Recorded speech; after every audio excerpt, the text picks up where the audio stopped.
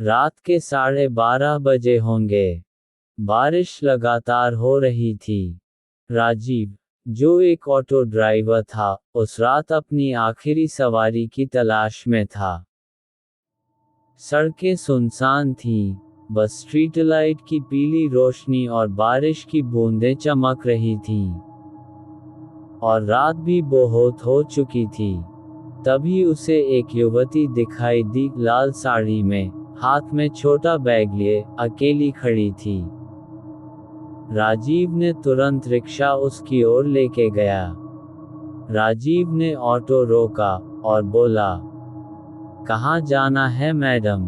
लड़की ने धीमी आवाज में कहा, मैं रिक्शा में बैठ के आगे का रास्ता बताती हूँ। रास्ता बहुत दूर है, आगे बढ़ते बढ़ते आपको रास्ता बताऊंगी।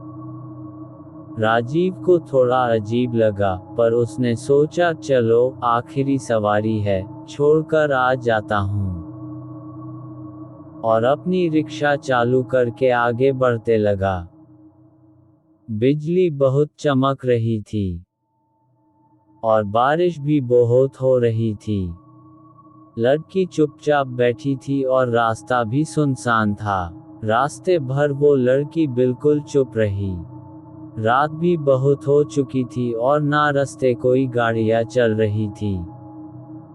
कभी कभी शीशे में राजीव उसे देखता, तो लगता जैसे वो धुंध में गायब हो रही है। राजीव को थोड़ा डर लग रहा था, पर बारिश और रात की थकान ने उसे ज्यादा सोचने नहीं दिया।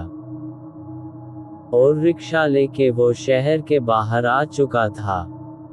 पर अभी तक उसे किस जगह जाना है वो बता नहीं रही थी। लड़की बस इतना ही बोल रही थी कि बस तुम आगे बढ़ते रहो, मंजिल थोड़ी आगे ही है। राजीव मन ही मन सोच रहा था कि ये लड़की को आखिर जाना किधर है और ये जगह क्यों नहीं बता रही है। जैसे जैसे आगे बढ़ रहे थे रास्ता और भी सुनसान हो रहा था। और राजीव भी सोच में पड़ गया था। और उसे डर भी लगने लगा था। तभी अचानक, आगे जाके एक सुनसान रास्ते में न जहां गांव और बिल्डिंग थी, और ना कोई आदमी था, उस बीच सड़क पर लड़की ने रिक्शा रुकवाने को बोला।